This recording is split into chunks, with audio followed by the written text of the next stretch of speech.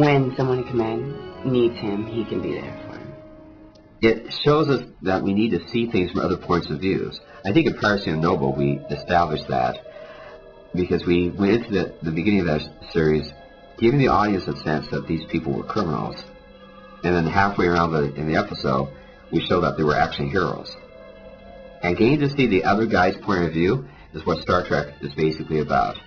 One edit that we did on Piracy and the Noble was involved the ship.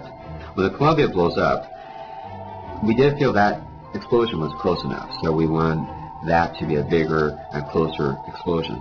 So those are the types of things we're looking at. We're listening to the sound, we're looking at the edits of the scenes, and I don't think it was a matter of number of edits. It really wasn't that many, so it went very smoothly.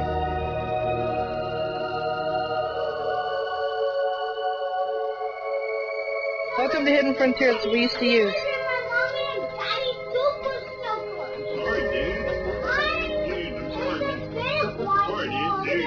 Dude, sorry, man. Chill.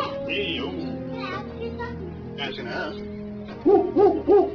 They say you go backwards in evolution. Oh, me, James, you Tarzan, me, keep you up. What the hell are you doing? What? The story for Addictions came from a few real-life incidents. My younger brother was experiencing some drug problems and some personality problems as a result, and several of the incidents in there are based on actual incidents. Like the threat to cut my throat because I was not supporting the family is one of the more memorable ones. Yeah, that was the first time I appeared in elaborate makeup. I had sort of, like my lucky stars that I played a human on the series because I didn't have to do much in the way of makeup. But for that particular role, John had me in there and was gluing strips of thin rubber on my face and painting over it to create the skin effect of the alien. I did manage to injure my shoulder pretty badly doing the table stunt, which I wish had turned out better because the actor who was supposed to hit me did not make it look very convincing, so in a way the injury was a sacrifice for nothing. Light three.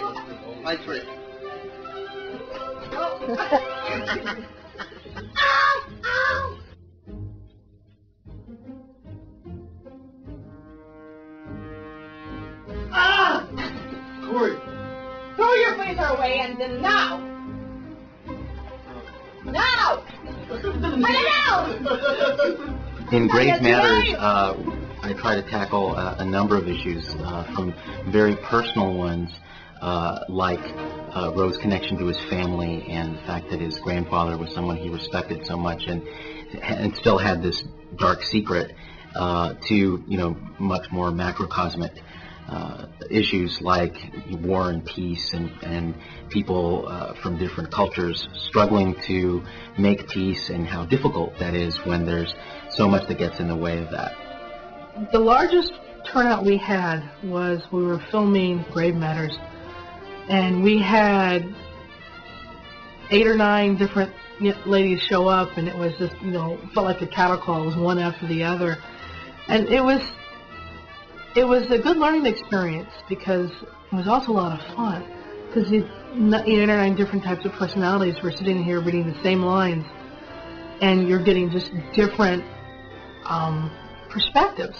And I liked that. And it's like if I could have, I would have given all of them a role, that same role. But it was hard because we could only choose 1 or 2 actors for the episode we were casting for. I think each of the characters in Grave Matters is very flawed. Each of them has something wrong with them in addition to trying to make something else better. And it was my hope that the big political background of war and peace and death would frame some very personal struggles each one of the characters was having. I think that we've learned that the characters they're not supermen. They're not automatically good all the time. They don't automatically make all the right decisions. I like the fact that we're going to be a little bit darker at times, and I like the fact that our characters are flawed and pretty well-rounded. And we also see their heroic sides too.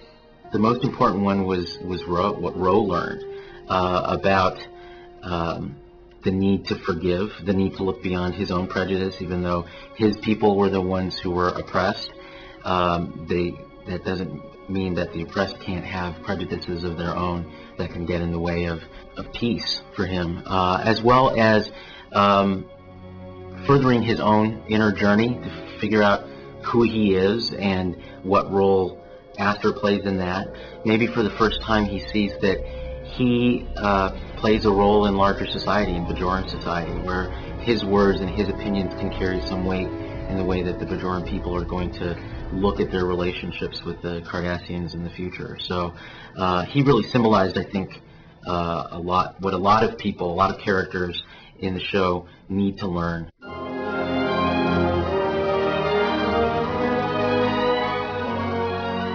Directing Crossroads was an experience.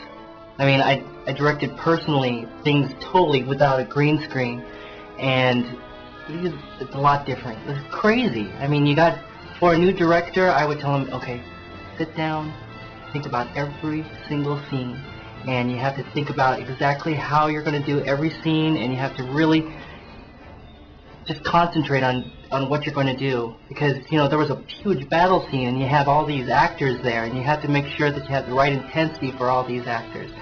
This is a pain in the ass.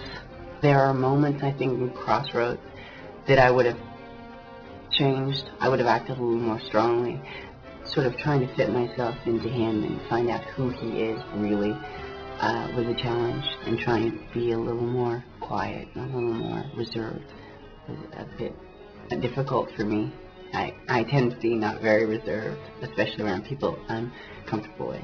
And he's changed so much, he's matured a lot. I think because I've matured a lot, there's a lot of JT and Aster.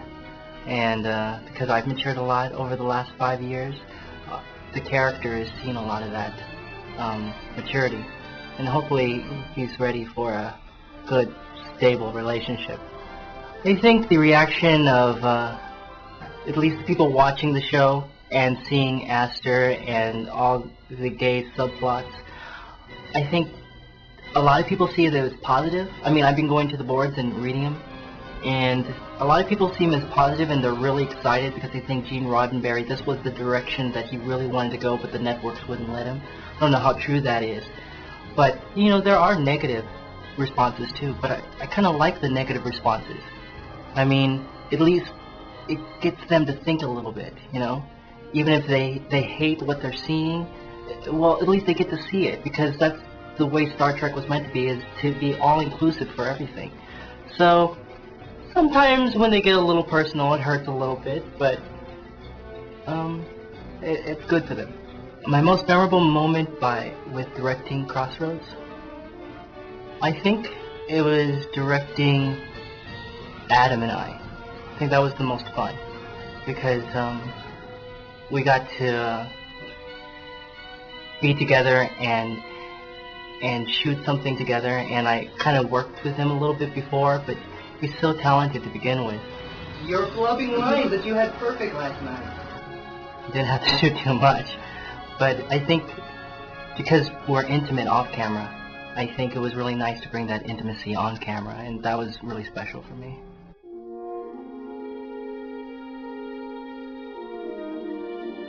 With the season finale, Entanglement, I want to leave the audience in a very thoughtful mood. This is going to be an episode that's going to be heavy on many aliens, with a lot of drama. It's going to involve a lot of adventure without location shoots. It is going to be a very multi-character, multi-layered story. And I hope that fellow director Jennifer Cole and I to leave the audience with a sense of thought, a sense of wonder, a sense of mystery, as much as a sense of suspense, but I think more so than suspense. I like the idea of a sense of mystery coming through their minds at the end of this whole thing.